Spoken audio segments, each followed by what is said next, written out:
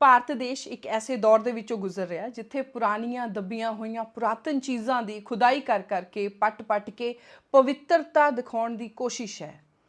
ਪੰਜਾਬ ਵੀ ਇਸ ਚੀਜ਼ ਤੋਂ ਬਚਿਆ ਹੋਇਆ ਨਹੀਂ ਹੈ। ਪੰਜਾਬ ਦੇ ਵਿੱਚ ਵੀ ਇੱਕ ਵਿਕਟਿਮ ਬਣਿਆ ਜਿਹੜਾ ਇਸ ਖੁਦਾਈ ਕਾਂਡ ਦਾ, ਉਹ ਬਣਿਆ ਹਾਰਮੋਨੀਅਮ, ਇੱਕ ਵਾਜਾ ਜਿਹਦੇ ਤੋਂ ਬਹੁਤ ਵਧੀਆ ਇੰਡੀਅਨ ਕਲਾਸੀਕਲ ਮਿਊਜ਼ਿਕ ਪ੍ਰੋਡਿਊਸ ਹੁੰਦਾ ਹੈ। ਆਪਣੇ ਹਰਮੰਦਰ ਸਾਹਿਬ ਦਾ ਸੈਂਕਟਰਮ ਸੈਂਕਟੋਰਮ ਸ਼੍ਰੀ ਹਰਮੰਦਰ ਸਾਹਿਬ ਦੇ ਵਿੱਚੋਂ ਜਿਹੜਾ ਗੁਰਬਾਣੀ ਪ੍ਰਸਾਰਨ ਅਗਰ ਆਪਾਂ ਦੇਖਿਆ ਸਾਰਿਆਂ ਨੇ, ਉੱਥੇ ਹਾਰਮੋਨੀਅਮ ਦੀ ਵਰਤੋਂ ਕੀਤੀ ਜਾਂਦੀ ਆ, ਕਿਉਂਕਿ ਆਪਾਂ ਅੱਜ ਦੀ ਪੀੜ੍ਹੀ ਜਿਹੜੀ ਆਪਾਂ ਤਾਂ ਸ਼ੁਰੂ ਤੋਂ ਹੀ ਹਾਰਮੋਨੀਅਮ ਨਾਲ ਹੀ ਦੇਖਦੇ ਆਏ ਹਾਂ। ਹਾਰਡਲੀ ਹੀ ਕੋਈ ਉਹ ਜਿਹੜਾ ਤਾਰ ਵਾਲਾ ਵਾਜਾ ਹੁੰਦਾ ਜਿਹਨਾਂ ਨੂੰ ਤੰਤੀ ਸਾਜ਼ ਕਿਹਾ ਜਾਂਦਾ, ਉਹ ਆਪਾਂ ਵੱਜਦੇ ਹੋਏ ਕਿਤੇ ਕਿਤੇ ਸੁਣੇ ਹੋਏ ਨੇ, ਅਕਸਰ ਨਹੀਂ ਆਪਾਂ ਦੇਖੇ। ਹਰਿਮੰਦਰ ਸਾਹਿਬ ਦੇ ਵਿੱਚੋਂ ਕਿਹਾ ਗਿਆ ਐਸਜੀਪੀਸੀ ਵੱਲੋਂ ਕਿ 3 ਸਾਲਾਂ ਦੇ ਵਿੱਚ ਹਾਰਮੋਨੀਅਮ ਨੂੰ ਚੱਕ ਦਿੱਤਾ ਜਾਏਗਾ।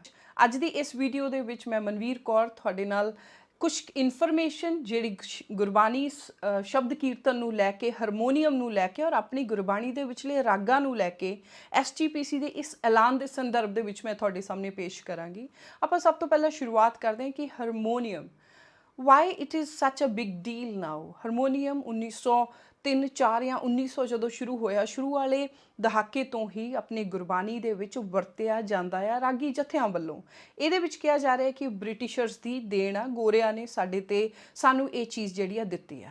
ਹੁਣ ਇੱਕ ਸੱਚਾਈ ਆਪਣੇ ਸਮਾਜ ਦੀ ਕਿ ਜਿੰਨੀਆਂ ਵੀ ਵੱਡੀਆਂ ਡਿਸਕਵਰੀਜ਼ ਹੋਈਆਂ, ਇਨਵੈਂਸ਼ਨਸ ਹੋਈਆਂ, ਇਹਦੇ ਵਿੱਚ ਭਾਰਤ ਦਾ ਜਿਹੜਾ ਆਪਾਂ ਕਹਿ ਸਕਦੇ ਹਾਂ ਕਿ ਭਾਰਤ ਦੇ ਬੁੱਧੀਮਾਨ ਬਹੁਤ ਘੱਟ ਆਪਾਂ ਨੂੰ ਇੱਦਾਂ ਦੇ ਮਿਲਦੇ ਆ। ਆਰਿਆ ਭੱਟ ਵਾਲਾ ਹੀ ਆਪਾਂ ਨੂੰ ਐਗਜ਼ਾਮਪਲ ਦੇਣਾ ਪੈਂਦਾ ਹੈ, ਜਿਨ੍ਹਾਂ ਦੀਆਂ ਡਿਸਕਵਰੀਜ਼ ਨੇ ਦੁਨੀਆ ਨੂੰ ਹਿਲਾ ਕੇ ਰੱਖ ਦਿੱਤਾ ਹੋਵੇ। ਜ਼ਿਆਦਾ ਸ਼੍ਰੈ ਜਿਹੜਾ ਹੈ ਯੂਰੋਪੀਅਨ ਐਂਡ ਅਮਰੀਕਨ ਜਿਹੜੇ ਬੁੱਧੀਜੀਵੀ ਆ ਉਹਨਾਂ ਨੂੰ ਜਾਂਦਾ ਹੈ, ਜਿਹੜੇ ਉੱਧਰਲੇ ਸਾਇੰਟਿਸਟ ਸੀ। ਸੋ ਹਾਰਮੋਨੀਅਮ ਦੀ ਕਾਂਡ ਜਿਹੜੀ ਸੀਗੀ, ਇਨਵੈਂਸ਼ਨ ਸੀ, ਯੂਰਪ ਫਰਾਂਸ ਦੇ ਵਿੱਚ 1840 ਦੇ ਨੇੜੇ ਤੇੜੇ ਹੋ ਚੁੱਕੀ ਸੀ। ਪਰ ਉਹ ਜਿਹੜਾ ਵਾਜਾ ਹਾਰਮੋਨੀਅਮ ਸੀ ਜਿਹੜਾ ਯੂਰਪ ਦੇ ਵਿੱਚ ਡਿਸਕਵਰ ਹੋਇਆ ਸੀ, ਉਹ ਇੱਕ ਬਹੁਤ ਡਿਫਰੈਂਟ ਡਿਜ਼ਾਈਨ ਦਾ ਸੀ ਔਰ ਉਹ ਪੈਰ ਦੇ ਨਾਲ ਪੰਪ ਹੁੰਦਾ ਸੀ। ਇਸ ਹਾਰਮੋਨੀਅਮ ਨੂੰ ਇੰਡੀਆ ਦੇ ਵਿੱਚ ਲੈ ਕੇ ਤਾਂ ਬ੍ਰਿਟਿਸ਼ਰਸ ਹੀ ਆਏ, ਕਿਉਂਕਿ ਇੰਡੀਆ ਸਰਟਨਲੀ ਉਸ ਟਾਈਮ ਬ੍ਰਿਟਿਸ਼ ਰਾਜ ਦੇ ਅਧੀਨ ਹੁੰਦਾ ਸੀ। ਇੰਡੀਆ ਦੇ ਵਿੱਚ ਆਪਣਾ ਕੁਝ ਡੈਮੋਕ੍ਰੇਸੀ ਨਹੀਂ ਸੀ, ਸੋ ਉਹਨਾਂ ਵੱਲੋਂ ਹੀ ਇਸ ਮਿਊਜ਼ਿਕ ਦੇ ਵਿੱਚ ਆ ਕੇ ਇਨਕਲੂਡ ਕੀਤਾ ਗਿਆ।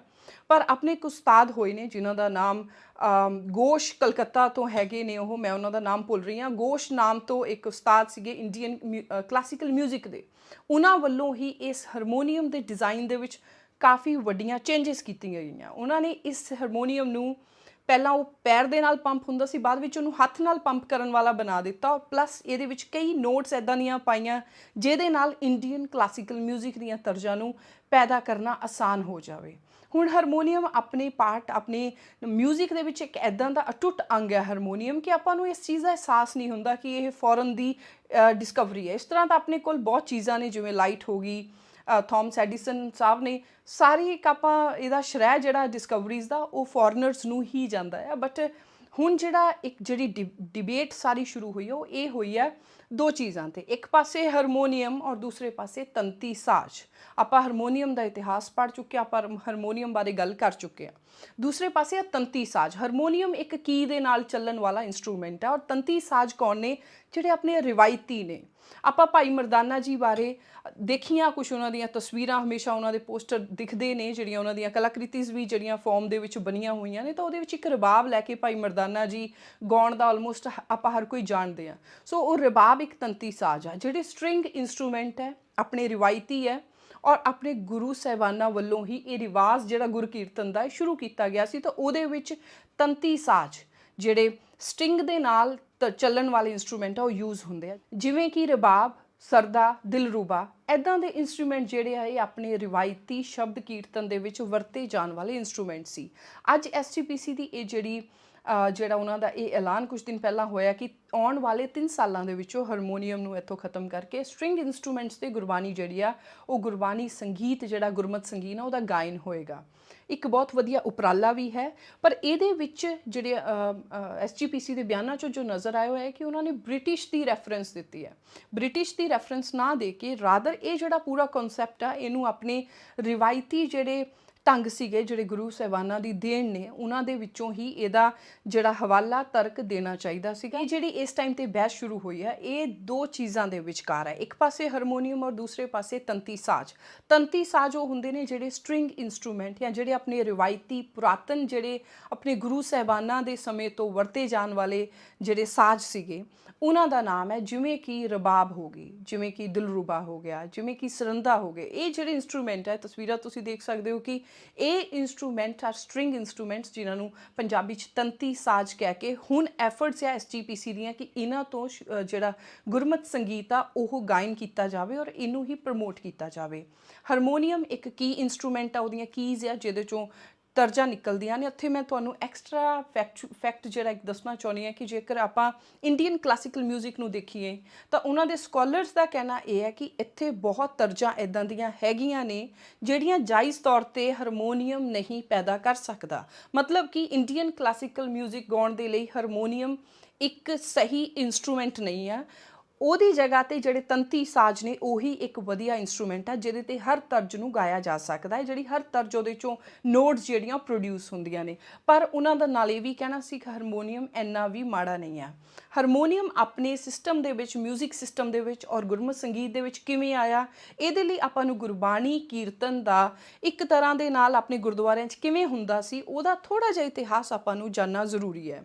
ਮੈਂ ਇਸ ਵੀਡੀਓ ਬਣਾਉਣ ਦੇ ਲਈ ਔਰ ਇਸ ਇਤਿਹਾਸ ਨੂੰ ਜਾਣਨ ਦੇ ਲਈ ਆਪਣੇ ਪੰਜਾਬ ਦੇ ਇੱਕ ਉੱਘੇ ਰਾਈਟਰ, ਤੁਸੀਂ ਦੂਰਦਰਸ਼ਨ 'ਤੇ ਉਹਨਾਂ ਨੂੰ ਅਕਸਰ ਦੇਖਿਆ ਹੋਏਗਾ, ਤੀਰਥ ਸਿੰਘ ਢਿੱਲੋਂ ਸਰ, ਉਹਨਾਂ ਦੀ ਹੈਲਪ ਲਈ ਔਰ ਉਹਨਾਂ ਨੇ ਮੈਨੂੰ ਕਾਫੀ ਡੂੰਘੀ ਜਾਣਕਾਰੀ ਦਿੱਤੀ। ਉਹਨਾਂ ਨੇ ਦੱਸਿਆ ਕਿ ਜਿਹੜਾ ਗੁਰਬਾਣੀ ਕੀਰਤਨ ਹੈ ਇਹ ਆਪਣੇ ਗੁਰਦੁਆਰਿਆਂ ਦੇ ਵਿੱਚ 1947 ਤੋਂ ਪਹਿਲਾਂ ਮੁਸਲਿਮ ਰਾਗੀ ਭਾਈ ਗਾਉਂਦੇ ਹੁੰਦੇ ਸੀ। ਮਤਲਬ ਕਿ ਉਸ ਟਾਈਮ ਤੱਕ 1947 ਤੋਂ ਪਹਿਲਾਂ ਸਟ੍ਰਿੰਗ ਦੇ ਨਾਲ ਹੀ ਗਾਇਆ ਜਾਂਦਾ ਸੀ ਗੁਰਬਾਣੀ ਕੀਰਤਨ। ਇੱਕ ਬਹੁਤ ਹੀ ਪਵਿੱਤਰ ਬਾਣੀ ਦਾ ਉਚਾਰਨ ਐਂਡ ਪਲੱਸ ਜਿਹੜੀ ਰਾਗ ਹੁੰਦੇ ਆ ਉਹ ਰਾਗ ਗਾਏ ਜਾਂਦੇ ਸੀਗੇ। ਉਹ ਰਾਗ ਦੀ ਤਰਜ ਪ੍ਰੋਪਰ ਉਹਦੇ ਵਿੱਚ ਰਾਗਮਾਲਾ ਦੇ ਵਿੱਚ ਜਿਵੇਂ ਆਪਣੀ ਗੁਰਬਾਣੀ ਪਰੋਈ ਹੋਈ ਆ ਉਸ ਹਿਸਾਬ ਦੇ ਨਾਲ ਹੀ ਗਾਏ ਜਾਂਦੇ ਸੀ। ਔਰ expert, rather more than expert, ਕਾਬਲੀਅਤ ਰੱਖਣ ਵਾਲੇ ਮੁਸਲਿਮ ਰਾਗੀ ਭਾਈ ਵੀ ਗਾਉਂਦੇ ਹੁੰਦੇ ਸੀ ਜਿਹੜੇ ਆਪਣੀ ਨਮਾਜ਼ ਵੀ ਪੜ੍ਹਦੇ ਸੀ ਔਰ ਆ ਕੇ ਹਰਿਮੰਦਰ ਸਾਹਿਬ 'ਚ ਗੁਰਬਾਣੀ ਉਚਾਰਨ ਸੰਗਤਾਂ ਦੇ ਲਈ ਵੀ ਗੁਰਬਾਣੀ ਕੀਰਤਨ ਕਰਿਆ ਕਰਦੇ ਸੀ। ਇੱਕ ਖਾਸ ਨਾਮ ਦਾ ਜ਼ਿਕਰ ਮੈਂ ਇੱਥੇ ਕਰਨਾ ਚਾਹੁੰਦੀ ਹਾਂ, ਗੁਲਾਮ ਹੈਦਰ।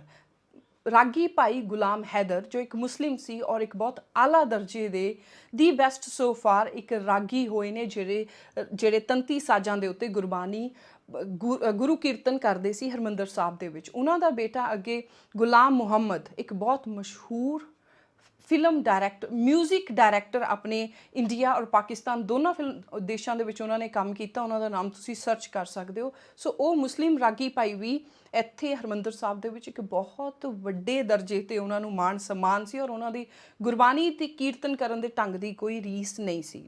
ਇਸ ਤੋਂ ਇਲਾਵਾ ਇਹ ਗੱਲ ਦੱਸਣ ਦਾ ਮੇਰਾ ਸਾਰਾ ਮਕਸਦ ਇਹ ਹੈ ਕਿ ਗੁਰਬਾਣੀ ਕੀਰਤਨ ਦਾ ਅਰਾਊਂਡ ਇੰਨੀ ਕੱਟੜਤਾ ਨਹੀਂ ਸੀ। ਇੱਕ ਬਹੁਤ ਟੋਲਰੈਂਸ ਦਾ ਮਾਹੌਲ ਹੁੰਦਾ ਸੀ ਕਿ 1947 ਤੋਂ ਪਹਿਲਾਂ ਕਿ ਚਾਹੇ ਮੁਸਲਿਮ ਭਾਈਚਾਰੇ ਦੇ ਹੀ ਜ਼ਿਆਦਾਤਰ ਲੋਕ ਸੀ। ਉਹਨਾਂ ਨੇ ਦੱਸਿਆ ਕਿ 26 ਜੱਥੇ ਟੋਟਲ ਹੁੰਦੇ ਸੀ। 26 ਦੇ ਵਿੱਚੋਂ ਸਿਰਫ 3 ਜਾਂ 4 ਜੱਥੇ ਇੱਦਾਂ ਦੇ ਸੀ ਜਿਹੜੇ ਸਿੱਖ ਦਸਤਾਰਬੰਦ ਜਾਂ ਦਾੜੇ ਵਾਲੇ ਜਾਂ ਇੱਕ ਬਿਲਕੁਲ ਸਿੱਖੀ ਸਰੂਪ ਦੇ ਜੱਥੇ ਜਿਹੜੇ ਲੋਕ ਗਾਉਂਦੇ ਸੀ। ਪਰ ਬਾਕੀ ਦੇ ਜ਼ਿਆਦਾਤਰ ਜੱਥੇ ਸਾਰੇ ਦੇ ਸਾਰੇ 26 ਦੇ ਵਿੱਚੋਂ 4 ਨੂੰ ਛੱਡ ਕੇ ਮੁਸਲਿਮ ਜੱਥੇ ਹੁੰਦੇ ਸੀ ਜਿਹੜੇ ਪ੍ਰੋ ਸੀ, ਐਕਸਪਰਟ ਸੀ।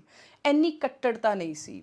1947 ਤੋਂ ਬਾਅਦ ਇਹ ਕੱਟੜਤਾ ਆਈ। 1947 ਤੋਂ ਪਹਿਲਾਂ ਦੀ ਇੱਕ ਹੋਰ ਇੰਸੀਡੈਂਟ ਇੱਥੇ ਮੈਂ ਸਾਂਝਾ ਕਰਨਾ ਚਾਹੁੰਦੀ ਹਾਂ ਜੋ ਮੈਨੂੰ ਸਰ ਤੀਰਥ ਸਿੰਘ ਢਿੱਲੋਂ ਜੀ ਨੇ ਦੱਸੀ ਕਿ ਉਸ ਟਾਈਮ 2 ਆਪਣੇ ਰਾਗੀ ਭਾਈ ਹੁੰਦੇ ਸੀ, ਦੇਸਾ ਸਿੰਘ ਐਂਡ ਸ਼ੇਲਾ ਸਿੰਘ। ਉਹਨਾਂ ਵੱਲੋਂ ਇੱਕ ਬਹੁਤ ਵਧੀਆ ਰਾਗੀ ਸੀਗੇ, ਉਹ ਬਹੁਤ ਵਧੀਆ ਉਚਾਰਨ ਐਂਡ ਬਹੁਤ ਵਧੀਆ ਆਲਾ ਦਰਜੇ ਦੀ ਗੁਰਬਾਣੀ ਕੀਰਤਨ ਕਰਦੇ ਸੀ। ਉਹਨਾਂ ਨੇ ਫਿਲਮਾਂ ਦੇ ਵਿੱਚ ਬਾਕਾਇਦਾ ਕੰਮ ਵੀ ਕੀਤਾ। ਉਹਨਾਂ ਦੀਆਂ ਫਿਲਮਾਂ ਜਿਹੜੀਆਂ ਨੇ ਸੁਪਰ ਹਿੱਟ ਫਿਲਮਾਂ, ਔਰ ਜਿਹੜੀ ਪੰਜਾਬੀ ਦੀ ਸਭ ਤੋਂ ਪਹਿਲੀ ਫਿਲਮ ਬਣੀ ਸੀ ਇਸ਼ਕੇ ਪੰਜਾਬ, ਜਾਂ that was based on Mirza Sahib, I think so, ਉਹ ਦੇਸਾ ਸਿੰਘ ਜਿਹੜੇ ਰਾਗੀ ਭਾਈ ਸੀ ਉਹਦੇ ਵਿੱਚ ਬਤੌਰ ਹੀਰੋ ਕੰਮ ਕੀਤਾ। ਇਸੇ ਤਰ੍ਹਾਂ ਜਿਹੜੇ ਸ਼ੈਲਾ ਸਿੰਘ ਸੀ ਉਹਨਾਂ ਵੱਲੋਂ ਵੀ ਇੱਕ ਖਾ ਕੇ ਹਿੰਦ ਜਾਂ ਸਮਥਿੰਗ ਇੱਦਾਂ ਦੀ ਕੋਈ ਫਿਲਮ ਜਿਹੜੀ ਸੀਗੀ ਇੰਡੀਆ ਲੈਵਲ 'ਤੇ ਬਣਾਈ ਗਈ ਸੀ 1934 ਔਰ 35 ਦੇ ਦਸ਼ਕ ਦੀ ਇਹ ਗੱਲ ਹੈ। ਮਤਲਬ ਕਿ ਇੰਨੀ ਜ਼ਿਆਦਾ ਕੱਟੜਤਾ ਨਹੀਂ ਸੀ।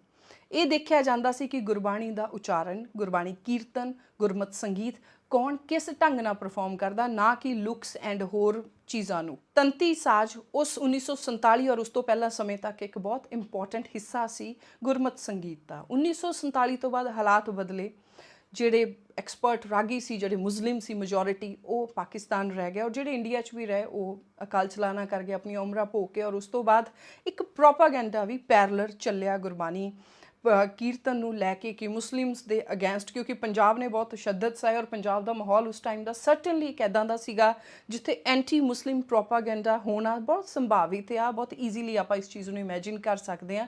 ਸੋ ਉਸ ਤੋਂ ਬਾਅਦ ਜਿੰਨੇ ਵੀ ਰਾਗੀ ਸਿੰਘ ਗਾਣ ਲੱਗੇ ਉਹ ਦਸਤਾਰਧਾਰੀ ਐਂਡ ਸਿੱਖੀ ਸਰੂਪ ਵਾਲੇ ਹੋਣ ਲੱਗ ਗਏ। SGPC ਬਣ ਚੁੱਕੀ ਸੀ 1920 ਤੋਂ ਬਾਅਦ, SGPC ਦਾ ਗਠਨ ਹੋ ਚੁੱਕਾ ਸੀ, ਔਰ ਗੁਰਦੁਆਰਿਆਂ ਦੀ ਸੇਵਾ ਸੰਭਾਲ ਉਹਨਾਂ ਦੇ ਹੱਥਾਂ ਦੇ ਵਿੱਚ ਸੀ। ਬਟ 1947 ਤੋਂ ਬਾਅਦ ਵੀ 1990-91 ਤੱਕ ਆਪਣੇ ਕੋਲ ਇੱਦਾਂ ਦੇ ਰਾਗੀ ਜਥੇ ਹੁੰਦੇ ਸੀ ਜਿਨ੍ਹਾਂ ਨੂੰ ਰਾਗਾਂ ਦੀ ਪ੍ਰੋਪਰ ਨੌਲੇਜ ਸੀ, ਔਰ ਤੰਤੀ ਸਾਜ਼ਾਂ ਦੇ ਨਾਲ ਬਹੁਤ ਸ਼ੁੱਧ ਗੁਰਸ਼ਬਦ ਕੀਰਤਨ ਉਹ ਪਰਫਾਰਮ ਕਰਦੇ ਸੀ ਸੰਗਤਾਂ ਦੇ ਲਈ। ਪ੍ਰੋਫੈਸਰ ਕਰਤਾਰ ਸਿੰਘ ਪਦਮ ਸ਼੍ਰੀ ਹੋਏ ਨੇ, ਅੱਜ ਸਵਰਗਵਾਸ ਹੋ ਗਿਆ, ਆਪਣੇ ਵਿੱਚ ਨਹੀਂ ਅੱਜ ਉਹ। ਉਹਨਾਂ ਦਾ ਇੱਕ ਬਹੁਤ ਵੱਡਾ ਦੇਣ ਇਸ ਰਾਗ, ਇੱਕ ਜਿਹੜੇ ਰਾਗ ਗਾਉਣੇ ਆ, ਜਿਹੜੇ ਰਾਗਾਂ ਦੇ ਨਾਲ ਮਿਲ ਕੇ ਸਟ੍ਰਿੰਗ ਇੰਸਟਰੂਮੈਂਟਸ ਦੇ ਉੱਤੇ ਗੁਰਬਾਣੀ ਉਚਾਰਨ ਕਰਨਾ, ਉਹਦੇ ਵਿੱਚ ਉਹਨਾਂ ਦਾ ਬਹੁਤ ਵੱਡਾ ਯੋਗਦਾਨ ਰਿਹਾ। ਹੋਰ ਵੀ ਬਹੁਤ ਪ੍ਰੋਫੈਸਰਸ ਰਹੇ, ਪਰ 1990-91 ਤੋਂ ਬਾਅਦ ਇਹ ਨੰਬਰ ਜਿਹੜਾ ਆ ਉਹ ਬਹੁਤ ਘਟ ਗਿਆ ਜਿਹੜੇ ਤੰਤੀ ਸਾਜ਼ਾਂ ਤੇ ਗਾਉਣ ਵਾਲੇ ਆਪਣੇ ਕੀਰਤਨੀਏ ਸੀ।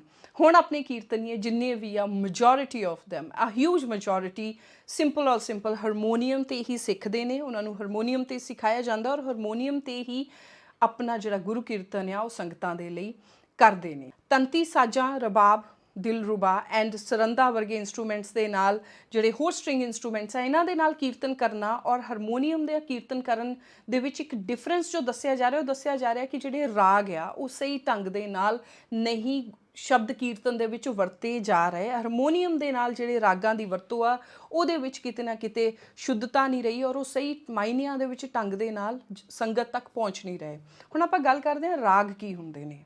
ਅਗਰ ਆਪਾਂ ਆਪਣੀ ਗੁਰਬਾਣੀ ਨੂੰ ਦੇਖੀਏ ਤਾਂ ਗੁਰਬਾਣੀ ਦੇ ਵਿੱਚ ਸਿਰਫ ਇੱਕ ਜਪਜੀ ਸਾਹਿਬ ਨੂੰ ਛੱਡ ਕੇ, ਜਪਜੀ ਸਾਹਿਬ ਦੇ ਪਾਠ ਨੂੰ ਛੱਡ ਕੇ, ਬਾਕੀ ਸਾਰੀ ਗੁਰਬਾਣੀ ਆਪਣੀ ਇੱਕ ਰਾਗਮਾਲਾ ਦੇ ਵਿੱਚ ਬੰਨੀ ਹੋਈ ਆ। ਇੱਕ ਰਾਗਮਾਲਾ ਦੇ ਵਿੱਚ ਪ੍ਰੋਪਰ ਰਾਗ ਨੇ, ਜਿਵੇਂ ਗਾਨੀ ਦੇ ਮਣਕੇ ਆਪਾਂ ਕਹਿ ਸਕਦੇ ਹਾਂ ਰਾਗਮਾਲਾ ਤੋਂ, ਆਪਾਂ literally we can understand it ਕਿ ਜਿਵੇਂ ਚੇਨ ਮਣਕਿਆਂ ਦੀ ਹੁੰਦੀ ਆ, ਉਵੇਂ ਇੱਕ ਚੇਨ ਆਫ ਰਾਗ ਆ ਆਪਣੀ ਸਾਰੀ ਦੀ ਸਾਰੀ ਗੁਰਬਾਣੀ।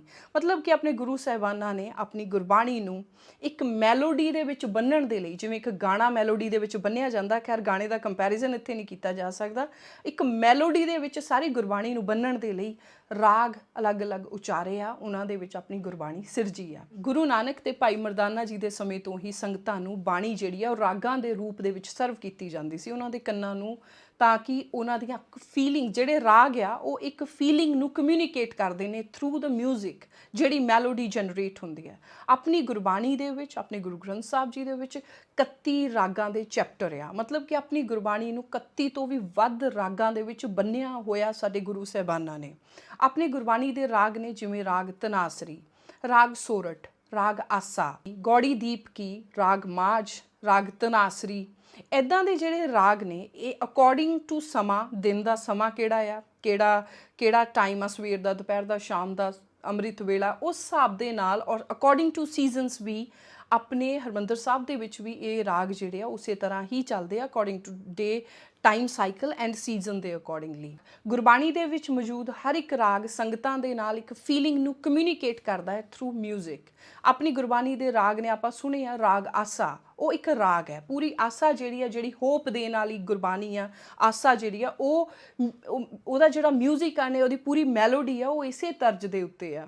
ਇਸ ਤੋਂ ਇਲਾਵਾ ਰਾਗ ਤਨਾਸਰੀ, ਰਾਗ ਗੌੜੀ ਦੀਪਕੀ, ਰਾਗ ਮਾਂਝ, ਰਾਗ ਰਾਮਕਾਲੀ, ਸੋਰਠ, ਤਨਾਸਰੀ, ਇਹ ਸਾਰੇ ਆਪਣੀ ਗੁਰਬਾਣੀ ਦੇ ਨਾਮ ਰਾਗ ਨੇ ਜਿਹੜੇ ਆਪਾਂ ਅਕਸਰ ਗੁਰਬਾਣੀ ਪੜ੍ਹਦੇ ਹਾਂ, ਵਿੱਚ ਪੜ੍ਹੇ ਵੀ ਹੋਏ ਨੇ। ਸੋ ਜਿਹੜਾ ਇੱਕ ਤਰ੍ਹਾਂ ਨਾਲ ਰਾਗ ਇੱਕ ਉਹ ਚੀਜ਼ ਆ, ਅਗਰ ਆਪਾਂ ਇੱਕ ਲਾਈਨ ਦੇ ਵਿੱਚ ਕਹਿਣਾ ਹੋਵੇ ਤਾਂ ਇੱਕ ਸੈੱਟ ਆਫ ਰੂਲਸ ਹੈ ਜਿਹਨੂੰ ਸੈੱਟ ਕੀਤਾ ਜਾਂਦਾ ਹੈ ਤਾਂ ਕਿ ਇੱਕ ਮੈਲੋਡੀ, ਇੱਕ ਤਰਜ ਦੇ ਵਿੱਚ ਸਾਰੀ ਚੀਜ਼ ਨੂੰ ਪ੍ਰੈਜ਼ੈਂਟ ਕੀਤਾ ਜਾ ਸਕੇ। ਸੋ ਆਪਣੀ ਪੂਰੀ ਗੁਰਬਾਣੀ ਇਹਨਾਂ ਰਾਗਾਂ ਦੇ ਵਿੱਚ ਆ। ਸੋ ਜਦੋਂ ਗੁਰਬਾਣੀ ਸ਼ਬਦ ਕੀਰਤਨ ਹੁੰਦਾ ਹੈ ਤਾਂ ਉਸ ਟਾਈਮ ਇਹ ਲਾਜ਼ਮੀ ਬਣਦਾ ਆ ਇੱਕ ਤਰ੍ਹਾਂ ਦੇ ਨਾਲ, SGPC 'ਤੇ ਹੀ ਇਹ ਜ਼ਿੰਮੇਵਾਰੀ ਆਉਂਦੀ ਹੈ ਕਿ ਉਹ ਜਿਹੜਾ ਉਚਾਰਨ ਆ ਅਕੋਰਡਿੰਗ ਟੂ ਦੀਜ਼ ਰਾਗਸ ਹੋਣਾ ਚਾਹੀਦਾ ਸੰਗਤਾਂ ਦੇ ਲਈ। ਆਪਾਂ ਹੁਣ ਅਗਰ ਆਪਾਂ ਇਸ ਅੱਜ ਦੀ ਪੀੜ੍ਹੀ ਨੂੰ ਦੇਖ ਲਈਏ, ਜਿਹੜੇ 80-90 ਤੋਂ ਬਾਅਦ ਪੈਦਾ ਹੋਈ ਵਾਲੀ ਪੀੜ੍ਹੀ ਆ, ਉਹਨਾਂ ਨੇ ਤਾਂ ਕਦੀ, ਮੈਨੂੰ ਨਹੀਂ ਲੱਗਦਾ ਕਿ ਉਹ ਸਟ੍ਰਿੰਗ ਇੰਸਟਰੂਮੈਂਟ ਦੇ ਨਾਲ ਗੁਰਬਾਣੀ ਸੁਣੀ ਹੋਏਗੀ। That is typical Indian classical music ਦੇ ਵਿੱਚ ਜ਼ਰੂਰ ਸੁਣੇ ਹੋਣਗੇ ਸਟ੍ਰਿੰਗ ਮਿਊਜ਼ਿਕ, ਜਿਹੜਾ ਸਟ੍ਰਿੰਗ ਇੰਸਟਰੂਮੈਂਟ ਆ। ਬਟ ਹਰਿਮੰਦਰ ਸਾਹਿਬ ਦੇ ਵਿੱਚ ਆਪਾਂ ਹਾਰਮੋਨੀਅਮ, ਉਹ ਗੋਲਡਨ ਰੰਗ ਦੇ ਚਮਕਦੇ ਹਾਰਮੋਨੀਅਮ ਦੇ ਨਾਲ ਹੀ ਯੂਜ਼ ਟੂ ਹੋ ਗਏ ਆ। ਔਰ ਰਾਗਸ ਦੀ ਜਿਹੜੇ ਆਪਣੇ ਗੁਰਬਾਣੀ ਦੇ ਰਾਗ ਹੈ, ਰਾਗ ਮਾਲਾ ਆ, ਉਹਦੀ ਜਾਣਕਾਰੀ ਸੰਗਤਾਂ ਨੂੰ ਵੀ SGPC ਵੱਲੋਂ ਕਦੀ ਮੁਹੱਈਆ ਕਰਾਉਣ ਦੀ ਜਾਂ ਜਾਣਕਾਰੀ ਦੇਣ ਦੀ ਕਦੀ ਕੋਈ ਖਾਸ ਕੋਸ਼ਿਸ਼ ਨਹੀਂ ਹੋਈ। ਹੁਣ ਆਪਾਂ ਅੱਗੇ ਗੱਲ ਕਰਦੇ ਹਾਂ ਕਿ ਹੁਣ ਹਾਰਮੋਨੀਅਮ ਨੂੰ ਹਟਾਏ ਜਾਣ 'ਤੇ ਜਿਹੜੇ ਮਿਊਜ਼ਿਕ ਸਕਾਲਰ ਆ ਔਰ ਜਿਹੜੇ ਸਿੱਖ ਸਕਾਲਰ ਆ, ਉਹਨਾਂ ਦੀ ਕੀ ਪ੍ਰਤੀਕਿਰਿਆ ਹੈ। ਜ਼ਿਆਦਾਤਰ music scholar and Sikh scholar ਕਹਿੰਦੇ ਆ ਕਿ ਰਾਗ ਮਾਲਾ ਦੇ ਅਕੋਰਡਿੰਗਲੀ, ਰਾਗਾਂ ਦੇ ਅਕੋਰਡਿੰਗਲੀ ਹੀ ਗੁਰਬਾਣੀ ਜਿਹੜੀ ਆ, ਗੁਰਮਤਿ ਸੰਗੀਤ ਆ ਜਿਹੜਾ, ਉਹ ਹੋਣਾ ਚਾਹੀਦਾ ਆ। ਪਰ ਉਹਨਾਂ ਨੇ ਨਾਲ ਇਹ ਕਿਹਾ ਵੀ ਇਹ ਗੱਲ ਸੱਚ ਹੈ ਕਿ ਹਾਰਮੋਨੀਅਮ ਕਈ ਜਿਹੜੀਆਂ ਟੋਨਸ ਆ ਉਹਨਾਂ ਨੂੰ ਸਹੀ ਪਕੜ ਨਹੀਂ ਪਾਉਂਦਾ। ਪਰ ਇਹ ਗੱਲ ਬਿਲਕੁਲ ਜਾਇਜ਼ ਨਹੀਂ ਆ ਕਹਿਣੀ ਕਿ ਇਹ ਬ੍ਰਿਟਿਸ਼ਰਸ ਦੀ ਦੇਣ ਆ, ਅੰਗਰੇਜ਼ਾਂ ਦੀ ਦੇਣ ਆ ਹਾਰਮੋਨੀਅਮ, ਇਸ ਕਰਕੇ ਅਸੀਂ ਇਹਨੂੰ ਨਹੀਂ ਵਰਤਾਂਗੇ। ਉਹਨਾਂ ਦਾ ਰਾਦਰ ਇਹ ਕਹਿਣਾ ਸੀ ਕਿ ਹਾਰਮੋਨੀਅਮ ਸਾਡੇ ਇੰਡੀਅਨ ਕਲਾਸੀਕਲ ਮਿਊਜ਼ਿਕ ਦਾ ਇੱਕ ਬਹੁਤ ਇੰਪੋਰਟੈਂਟ ਹਿੱਸਾ ਆ ਔਰ ਇਹਨੂੰ ਚੱਕ ਕੇ ਆਪਾਂ ਬਾਹਰ ਨਹੀਂ ਕਰ ਸਕਦੇ। ਇੱਕ ਇਨਫੋਰਮੇਸ਼ਨ ਹੋਰ ਇਹਦੇ 'ਚ ਮੈਂ ਖਾਸ ਦੇਣਾ ਚਾਹੁੰਦੀ ਹਾਂ ਕਿ ਨਾਮਧਾਰੀ ਸੈਕਟ ਜਿਹੜਾ ਹੈਗਾ ਆ, ਜਿਹੜੇ ਨਾਮਧਾਰੀ ਡੇਰੇ ਨੇ, ਉਹਨਾਂ ਦੇ ਵਿੱਚੋਂ 1970 ਦੇ ਦਹਾਕੇ 'ਚ ਹੀ ਹਾਰਮੋਨੀਅਮ ਨੂੰ ਉਹਨਾਂ ਨੇ ਗੁਰਮਤਿ ਸੰਗੀਤ ਤੋਂ ਅਲੱਗ ਕਰ ਦਿੱਤਾ ਸੀ। ਔਰ ਨਾਮਧਾਰੀ ਸੈਕਟ ਦੇ ਵਿੱਚ ਜਿੰਨੀ ਵੀ ਗੁਰਬਾਣੀ ਹੁੰਦੀ ਆ, ਗੁਰੂ ਕੀਰਤਨ ਹੁੰਦਾ ਹੈ, ਗੁਰੂ ਸ਼ਬਦ ਕੀਰਤਨ ਦੇ ਵਿੱਚ ਸਿਰਫ ਸਟ੍ਰਿੰਗ ਇੰਸਟਰੂਮੈਂਟ ਜਿਹੜੇ ਆ, ਤੰਤੀ ਸਾਜ਼ ਆ, ਉਹਨਾਂ ਦੀ ਹੀ ਵਰਤੋਂ ਕੀਤੀ ਜਾ ਸਕਦੀ। ਅਗਲੀ ਆਪਾਂ ਹੁਣ ਲਾਸਟ ਗੱਲ ਕਰਦੇ ਹਾਂ ਕਿ ਕੀ SGPC ਦੇ ਲਈ ਇਹ ਬਹੁਤ ਆਸਾਨ ਕੰਮ ਹੈ ਕਿ ਉਹਨਾਂ ਨੇ ਕਹਿ ਦਿੱਤਾ ਕਿ ਅਸੀਂ 3 ਸਾਲਾਂ ਦੇ ਵਿੱਚ ਹਾਰਮੋਨੀਅਮ ਨੂੰ ਬਾਹਰ ਕਰ ਦਾਂਗੇ ਔਰ ਉੱਥੇ ਸਟ੍ਰਿੰਗ ਇੰਸਟਰੂਮੈਂਟ ਲੈ ਆਵਾਂਗੇ। ਮੇਰੀ ਰਿਸਰਚ ਇਹ ਕਹਿੰਦੀ ਹੈ ਕਿ ਆਪਣੇ ਪੰਜਾਬ ਦੇ ਵਿੱਚ ਸਿਰਫ ਇੱਕ ਹੀ ਬਹੁਤ ਵਧੀਆ ਦਰਜੇ ਦਾ ਇੱਕ ਇੱਦਾਂ ਦਾ ਸਕੂਲ ਹੈ। ਅਨੰਦਪੁਰ ਸਾਹਿਬ ਦੇ ਵਿੱਚ ਇੱਕ ਪ੍ਰੋਫੈਸਰ ਕਰਤਾਰ ਸਿੰਘ ਜੀ, ਸਵਰਗਵਾਸ ਪਦਮ ਸ਼੍ਰੀ ਪ੍ਰੋਫੈਸਰ ਕਰਤਾਰ ਸਿੰਘ ਜੀ ਦੇ ਨਾਮ ਦੇ ਉੱਤੇ ਇੱਕ ਸਕੂਲ ਆਫ ਮਿਊਜ਼ਿਕ ਹੈ ਜਿਹੜਾ SGPC ਦੇ ਅੰਦਰ ਆਉਂਦਾ ਹੈ। ਔਰ ਉੱਥੇ ਹੀ ਇੱਕ ਸਟ੍ਰਿੰਗ ਇੰਸਟਰੂਮੈਂਟ ਜਿਹੜੇ ਆ ਉਹ ਸਿਖਾਏ ਜਾਂਦੇ ਆ, ਉੱਥੇ ਟ੍ਰੇਨਿੰਗ ਹੁੰਦੀ ਹੈ। ਇਸ ਤੋਂ ਇਲਾਵਾ ਆਪਾਂ ਜਾਣਦੇ ਹਾਂ SGPC ਦਾ ਇੱਕ ਬਹੁਤ ਵੱਡਾ ਬਜਟ ਹੈ, ਕਈ ਅਰਬਾਂ ਦਾ ਬਜਟ ਹੈ, 900 ਕਰੋੜ ਤੋਂ ਵੀ ਉੱਪਰ ਦਾ ਬਜਟ SGPC ਦਾ ਹੈਗਾ ਆ। ਆਪਾਂ ਇਹ ਵੀ ਜਾਣਦੇ ਹਾਂ ਕਿ ਉਹ ਬਜਟ ਘਾਟੇ ਦੇ ਵਿੱਚ ਚੱਲ ਰਿਹਾ ਆ। ਆਪਣੀ SGPC ਅਰਾਊਂਡ 38 ਤੋਂ 40 ਜਾਂ ਹੋ ਸਕਦਾ ਨੰਬਰ ਅੱਗੇ ਪਿੱਛੇ ਹੋ ਗਿਆ ਹੋਵੇ ਕਾਲਜਸ, ਐਜੂਕੇਸ਼ਨਲ ਇੰਸਟੀਚਿਊਟਸ ਰਨ ਕਰਦੀ ਹੈ। ਪਰ ਜਿਹੜੇ ਐਜੂਕੇਸ਼ਨਲ ਇੰਸਟੀਚਿਊਟਸ ਦੇ ਵਿੱਚੋਂ ਮਿਊਜ਼ਿਕ ਜਿਹੜਾ ਪੜ੍ਹਾਇਆ ਜਾਂਦਾ ਬੱਚਿਆਂ ਨੂੰ, ਜਿਹੜੇ SGPC ਦੇ ਅੰਦਰ ਆਉਂਦੇ ਆ, ਉਹਨਾਂ ਵਿੱਚੋਂ ਸਟ੍ਰਿੰਗ ਇੰਸਟਰੂਮੈਂਟ, ਤੰਤੀ ਸਾਜ਼ਾਂ ਦੀ ਵਿੱਦਿਆ ਸਟੂਡੈਂਟਸ ਨੂੰ SGPC ਵੱਲੋਂ ਨਹੀਂ ਦਿੱਤੀ ਜਾ ਰਹੀ। ਸੋ ਇਹਦਾ ਭਾਵ ਕਹਿਣ ਦਾ ਇਹ ਹੋ ਗਿਆ ਕਿ ਅਗਰ ਆਪਾਂ ਹਾਰਮੋਨੀਅਮ ਤੇ ਵਜਾਉਣ ਵਾਲੇ, ਜਿਹੜੇ ਹਾਰਮੋਨੀਅਮ ਦੀ ਵਰਤੋਂ ਕਰਕੇ ਗੁਰਬਾਣੀ ਸੰਗੀਤ ਪੇਸ਼ ਕਰਦੇ ਨੇ ਸੰਗਤਾਂ ਦੇ ਲਈ, ਉਹ ਰਾਗੀਜ਼ ਨੂੰ ਆਪਾਂ ਰਿਪਲੇਸ ਕਰਨਾ ਹੋਵੇ ਵਿਦ ਸਟ੍ਰਿੰਗ ਇੰਸਟਰੂਮੈਂਟ ਚਲਾਉਣ ਵਾਲੇ ਰਾਗੀਜ਼ ਨਾਲ, ਤਾਂ ਉਹ ਨੰਬਰ ਆਪਣੇ ਕੋਲ ਬਹੁਤ ਘੱਟ ਹੈ। ਆਪਣੇ ਕੋਲ ਸਿਰਫ ਇੱਕ ਅਨੰਦਪੁਰ ਸਾਹਿਬ ਵਾਲਾ ਹੈ। ਇਸ ਤੋਂ ਇਲਾਵਾ ਜਿਹੜੇ SGPC ਤੋਂ ਬਾਹਰ ਦੇ ਇੰਸਟੀਚਿਊਟਸ ਨੇ, ਜਿਵੇਂ ਬੜੂ ਸਾਹਿਬ ਦੇ ਵਿੱਚ ਵੀ ਆਪਾਂ ਦੇਖਿਆ, ਔਰ ਇਸ ਤੋਂ ਇਲਾਵਾ ਲੁਧਿਆਣੇ ਦੇ ਵਿੱਚ ਇੱਕ ਦਮਦਮੀ ਟਕਸਾਲ ਦਾ ਇੱਕ ਉੱਥੇ ਪੜ੍ਹਾਇਆ ਜਾਂਦਾ ਹੈ ਗੁਰਮਤਿ ਸੰਗੀਤ, ਜਿਹਦੇ ਵਿੱਚ ਸਟ੍ਰਿੰਗ ਇੰਸਟਰੂਮੈਂਟ ਸਿਖਾਏ ਜਾਂਦੇ ਆ। ਇਸ ਤੋਂ ਇਲਾਵਾ ਲੁਧਿਆਣਾ ਦੇ ਵਿੱਚ ਹੀ ਇੱਕ ਦੌਦਰ ਟਕਸਾਲ ਹੈ ਜਿੱਥੇ ਨੇਤਰਹੀਨ ਗੁਰਮਤਿ ਸੰਗੀਤ ਸਿੱਖਦੇ ਨੇ ਔਰ ਉਹ ਸਟ੍ਰਿੰਗ ਜਿਹੜਾ ਇੰਸਟਰੂਮੈਂਟ ਆ ਉਹਦੀ ਹੀ ਵਰਤੋਂ ਕਰਦੇ ਨੇ। SGPC ਦੇ ਕੋਲ ਇਸ ਟਾਈਮ ਬਹੁਤ ਘੱਟ ਇੱਦਾਂ ਦੇ ਰਾਗੀ ਨੇ, ਰਾਦਰ ਆਪਣੇ ਪੰਜਾਬ 'ਚ ਹੀ ਨੰਬਰ ਬਹੁਤ ਘੱਟ ਹੈ ਜਿਹੜੇ ਸਟ੍ਰਿੰਗ ਇੰਸਟਰੂਮੈਂਟ 'ਤੇ ਮਾਹਿਰ ਹੋਣ, ਔਰ ਮਾਹਿਰਾਂ ਨੂੰ ਹੀ ਉੱਥੇ ਜਗ੍ਹਾ ਮਿਲਦੀ ਹੈ ਹਰਿਮੰਦਰ ਸਾਹਿਬ ਦੇ ਵਿੱਚ, ਜਿਹੜੇ ਗੁਰੂ ਕੀਰਤਨ, ਜਿਹੜਾ ਸ਼ਬਦ ਕੀਰਤਨ, ਪਰਫਾਰਮ ਕਰਦੇ ਨੇ। ਆਪਣੇ ਕੋਲ ਇਸ ਟਾਈਮ 105 ਦੱਸੇ ਜਾ ਰਹੇ ਆ ਕਈ ਨਿਊਜ਼ ਰਿਪੋਰਟਸ ਦੇ ਅਕੋਰਡਿੰਗ ਕਿ ਰਾਗੀ ਜੱਥੇ ਹੈਗੇ ਆ ਹਰਿਮੰਦਰ ਸਾਹਿਬ ਦੇ ਵਿੱਚ। 105 ਚੋਂ ਸਿਰਫ ਔਰ ਸਿਰਫ 5 ਜੱਥੇ ਇੱਦਾਂ ਦੇ ਆ ਜਿਹੜੇ ਸਟ੍ਰਿੰਗ ਇੰਸਟਰੂਮੈਂਟ ਦੀ ਵਰਤੋਂ ਕਰਕੇ ਗੁਰਮਤਿ ਸੰਗੀਤ ਨੂੰ ਪਰਫਾਰਮ ਕਰਨਾ, ਸੰਗਤਾਂ ਦੇ ਲਈ ਸੁਣਾਉਣਾ, ਉਹਨਾਂ ਦੇ ਕੰਨਾਂ 'ਚ ਪਾਉਣਾ ਜਾਣਦੇ ਨੇ। 100 ਜੱਥੇ ਇੱਦਾਂ ਦੇ ਆ ਜਿਨ੍ਹਾਂ ਨੂੰ ਗੁਰਮਤਿ ਸੰਗੀਤ ਸਟ੍ਰਿੰਗ ਇੰਸਟਰੂਮੈਂਟ 'ਤੇ ਨਹੀਂ ਕਰਨਾ ਆਉਂਦਾ। ਸੋ 100 ਦੇ 105 ਚੋਂ ਸਿਰਫ 5 ਨੇ ਜਿਹੜੇ ਤੰਤੀ ਸਾਜ਼ਾਂ ਨਾਲ ਗਾ ਸਕਦੇ ਨੇ। ਸੋ ਇੱਥੇ SGPC ਦੇ ਮੋਢਿਆਂ 'ਤੇ ਇੱਕ ਬਹੁਤ ਵੱਡੀ ਜ਼ਿੰਮੇਵਾਰੀ ਹੈ ਕਿ ਤੰਤੀ ਸਾਜ਼ਾਂ ਨੂੰ ਰਿਵਾਈਵ ਕਰਨ ਦੇ ਲਈ ਇਹ ਐਜੂਕੇਸ਼ਨ ਦੇਣੀ। ਆਪਣੇ ਪਿੰਡਾਂ ਦੇ ਵਿੱਚ, ਆਪਣੇ ਪੰਜਾਬ ਦੇ ਵਿੱਚ ਇੱਦਾਂ ਦੇ ਬਹੁਤ ਗੁਰਦੁਆਰਾਜ਼ ਹੈਗੇ, ਇੰਸਟੀਚਿਊਟਸ ਹੈਗੇ ਜਿੱਥੇ ਦਿੱਤੀ ਜਾ ਸਕਦੀ ਹੈ ਤੰਤੀ ਸਾਜ਼ਾਂ ਦੀ ਵਿੱਦਿਆ ਤਾਂ ਕਿ ਉਹ ਜਿਹੜੇ ਰਿਵਾਇਤੀ ਗੁਰੂ ਸਾਹਿਬਾਨਾਂ ਤੋਂ ਚੱਲੇ ਆਉਂਦੇ ਤੰਤੀ ਸਾਜ਼ ਉਹਨਾਂ ਨੂੰ ਰਿਵਾਈਵ ਕੀਤਾ ਜਾ ਸਕੇ। ਪਰ ਹਾਰਮੋਨੀਅਮ ਨੂੰ ਐਟ ਦ ਸੇਮ ਟਾਈਮ ਮਾੜਾ ਕਹਿਣਾ ਜਾਂ ਬ੍ਰਿਟਿਸ਼ਰਸ ਦੀ ਦੇਣ ਕਹਿਣਾ ਜਾਇਜ਼ ਨਹੀਂ ਹੈ, ਕਿਉਂਕਿ ਕੋਲਕਾਤਾ ਦੇ ਵਿੱਚ ਹਾਰਮੋਨੀਅਮ ਜਿਹੜਾ ਆ, ਉੱਥੇ ਕੋਲਕਾਤਾ ਆਪਾਂ ਜਾਣਦੇ ਹਾਂ ਹੱਬ ਆਫ ਮਿਊਜ਼ਿਕ ਰਿਹਾ ਆ, ਅੱਜ ਵੀ ਹੈਗਾ। ਉੱਥੋਂ ਦੇ ਇੱਕ ਉਸਤਾਦ ਵੱਲੋਂ ਇਹਦੇ ਵਿੱਚ ਅਮੈਂਡ ਕਰਕੇ ਇਹਨੂੰ ਟੋਟਲੀ ਇੰਡੀਅਨ ਕਲਾਸੀਕਲ ਮਿਊਜ਼ਿਕ ਦੇ ਹਿਸਾਬ ਨਾਲ ਬਣਾ ਦਿੱਤਾ ਗਿਆ ਸੀ। ਔਰ ਅਗਰ ਆਪਾਂ ਰਾਗਾਂ ਦੀ ਗੱਲ ਕਰੀਏ ਤਾਂ ਇੱਦਾਂ ਦੇ ਬਹੁਤ ਰਾਗ ਨੇ ਜਿਹੜੇ ਆਪਣੀ ਗੁਰਬਾਣੀ 'ਚ ਹੈਗੇ ਆ, ਸ਼ਾਇਦ ਇੰਡੀਅਨ ਕਲਾਸੀਕਲ ਮਿਊਜ਼ਿਕ ਵੀ ਉਹਨਾਂ ਨੂੰ ਨਹੀਂ ਜਾਣਦਾ। ਕਹਿਣ ਦਾ ਭਾਵ ਹੈ ਕਿ ਗੁਰੂ ਸਾਹਿਬਾਨਾਂ ਵੱਲੋਂ ਬਖਸ਼ੀ ਇਸ ਬਾਣੀ ਦੇ ਵਿੱਚ ਬਹੁਤ ਕੁਛ ਆ, ਪਰ ਅਗਰ ਇੱਕ ਸਟ੍ਰੈਟੇਜਿਕ ਵੇ ਦੇ ਨਾਲ ਰਾਗ ਮਾਲਾ, ਰਾਗਾਂ ਦੇ ਉਚਾਰਨ ਔਰ ਸਟ੍ਰਿੰਗ ਜਿਹੜੇ ਸਟ੍ਰਿੰਗ ਇੰਸਟਰੂਮੈਂਟਸ ਆ ਉਹਨਾਂ ਦੀ ਵਰਤੋਂ ਕਰਨ 'ਤੇ SGPC ਕੱਟੜਤਾ ਦੇ ਨਾਲ ਧਿਆਨ ਦੇਵੇ, ਕਿਉਂਕਿ ਸਟ੍ਰਿੰਗ ਇੰਸਟਰੂਮੈਂਟਸ ਹੀ ਅਸਲੀ ਢੰਗ ਹੈ ਜਿਹਦੇ ਥਰੂ ਤੇ ਇਹ ਜਿਹੜਾ ਗੁਰਬਾਣੀ ਦਾ ਉਚਾਰਨ ਆ ਸ਼ੁੱਧ ਪਵਿੱਤਰ ਔਰ ਜਿਹੜੀ ਰਾਗਮਾਲਾ ਆ ਰਾਗਾਂ ਨੂੰ ਧਿਆਨ ਰੱਖ ਕੇ ਇਹ ਪ੍ਰੋਡਿਊਸ ਕੀਤਾ ਜਾ ਸਕਦਾ। ਗੁਰਮਤਿ ਸੰਗੀਤ ਦੇ ਵਿੱਚ ਵੀ ਇਸ ਤਰ੍ਹਾਂ ਨਹੀਂ ਹੈ ਕਿ ਸਿੱਧਾ ਜਾ ਕੇ ਗਾਉਣਾ ਸ਼ੁਰੂ ਕਰਤਾ। ਗੁਰਮਤਿ ਸੰਗੀਤ ਨੂੰ ਅੱਜ ਕੱਲ੍ਹ ਦਿਸ ਇਜ਼ ਟਰੂ ਕਿ ਇੱਕ ਐਂਟਰਟੇਨਮੈਂਟ ਬਣਾ ਦਿੱਤਾ ਗਿਆ ਹੈ ਕਿ ਜਿਹੜੇ ਆਪਾਂ ਸ਼ਬਦ ਆਲਮੋਸਟ ਸੁਣਦੇ ਹਾਂ YouTube ਤੇ ਵੀ, ਜਿਹੜੇ ਪ੍ਰਾਈਵੇਟ ਰਾਗੀ ਜੱਥਿਆਂ ਨੇ ਆਪਣੇ ਸ਼ਬਦ ਬਣਾਏ ਹੁੰਦੇ, ਉਹ ਵੀ ਇੱਕ ਐਂਟਰਟੇਨਮੈਂਟ ਬਣ ਚੁੱਕਾ ਹੈ। ਵੀ ਉਹਦੇ ਵਿੱਚ ਵੀ ਥੋੜ੍ਹੀ ਜਿਹੀ ਧਮਕ ਬੇਸ ਟਾਈਪ ਲਿਟਲ ਸਿਸਟਮ ਆ ਗਿਆ ਹੈ, ਉਹਦੀਆਂ ਤਸਵੀਰਾਂ ਵੀ ਔਰ ਉਹਦੇ 'ਚ ਰੈਪੀਟੀਸ਼ਨ ਅਕੋਰਡਿੰਗ ਟੂ। ਅਦਰਵਾਈਜ਼ ਜਿਹੜਾ ਗੁਰਮਤਿ ਸੰਗੀਤ ਹੈ ਉਹਦੇ ਇੱਕ ਪ੍ਰੋਪਰ ਪ੍ਰੋਟੋਕਾਲ ਹੈ ਕਿ ਉਹਦੇ ਪਹਿਲੇ 5 ਮਿੰਟਾਂ 'ਚ ਇਹ ਹੋਏਗਾ, ਅਗਲੇ 7 ਮਿੰਟਾਂ 'ਚ ਇਹ ਹੋਏਗਾ, ਉਸ ਤੋਂ ਬਾਅਦ ਇਹ ਹੋਏਗਾ, ਉਸ ਤੋਂ ਬਾਅਦ ਇਹ ਹੋਏਗਾ। ਮਤਲਬ ਇੱਕ ਥੋਰੋ ਇੱਕ ਕੋਰਸ ਹੈ ਜਿਹੜਾ SGPC ਨੂੰ ਚਲਾਉਣ ਦੀ ਜ਼ਰੂਰਤ ਹੈ। ਗੁਰਮਤਿ ਸੰਗੀਤ ਐਜ਼ ਏ ਸਬਜੈਕਟ ਤਾਂ ਪੜ੍ਹਾਇਆ ਜਾਂਦਾ SGPC ਦੇ ਮਿਊਜ਼ਿਕ ਸਕੂਲਾਂ ਦੇ ਵਿੱਚ, ਬਟ ਐਜ਼ ਏ ਕੋਰਸ ਗੁਰਮਤਿ ਸੰਗੀਤ ਮੈਨੂੰ ਰਿਸਰਚ ਕਰਦੇ ਕਿਤੇ ਵੀ ਸਾਹਮਣੇ ਨਹੀਂ ਆਇਆ। ਅੱਜ ਦੀ ਇਸ ਵੀਡੀਓ ਬਣਾਉਣ ਦਾ ਮੇਰਾ ਮਕਸਦ ਸਿਰਫ ਇੰਨਾ ਸੀ, ਤੁਹਾਨੂੰ ਜਾਣਕਾਰੀ ਦੇਣਾ ਰਾਗ ਕੀ ਹੁੰਦੇ ਨੇ, ਰਾਗ ਮਾਲਾ ਬਾਰੇ, ਤੰਤੀ ਸਾਜ਼ਾਂ ਬਾਰੇ ਐਂਡ ਗੁਰਮਤਿ ਸੰਗੀਤ ਬਾਰੇ। SGPC ਨੇ ਤਾਂ ਕੁਛ ਦੇਰ ਪਹਿਲਾਂ ਇਹ ਵੀ ਗੱਲ ਕਹੀ ਸੀ ਕਿ ਅਸੀਂ YouTube ਚੈਨਲ ਚਲਾ ਦਾਂਗੇ, 24 ਘੰਟਿਆਂ ਦੇ ਵਿੱਚ ਔਨ ਹੋ ਜਾਊਗਾ, ਸੰਗਤਾਂ ਜਿਹੜੀਆਂ ਆਪਣੇ ਘਰਾਂ 'ਚ ਬਿਨਾਂ ਕਿਸੇ ਪ੍ਰਾਈਵੇਟ ਚੈਨਲ ਦੇ ਠੱਪੇ ਤੋਂ ਦੇਖ ਸਕਣਗੀਆਂ। ਖੈਰ ਲੱਗਿਆ ਹੋਏਗਾ ਟਾਈਮ SGPC ਨੂੰ, ਕਿਉਂਕਿ ਆਪਾਂ ਆਲੋਚਨਾ ਨਹੀਂ ਕਰਦੇ ਔਰ ਨਾ ਹੀ ਮੇਰੀ ਕੋਈ ਇੱਦਾਂ ਦੀ ਮਨਸ਼ਾ ਹੈ ਉਹਨਾਂ ਦੀ ਆਲੋਚਨਾ ਕਰਨ ਦੀ। ਅਕਾਲ ਤਖਤ ਸਾਹਿਬ ਸਾਡੀ ਸਿਰਮੌਰ ਜਥੇਬੰਦੀ ਆ, ਪਰ ਇਹ ਜਿਹੜੀ ਵੀਡੀਓ ਮੇਰਾ ਬਣਾਉਣ ਦਾ ਮਕਸਦ ਸੀ ਤੁਹਾਨੂੰ ਜਾਣਕਾਰੀ ਦੇਣਾ, ਜਿੰਨੀ ਮੈਂ ਜਾਣਕਾਰੀ ਇਕੱਠੀ ਕਰ ਸਕੀ ਹਾਂ। Thank you so much for watching.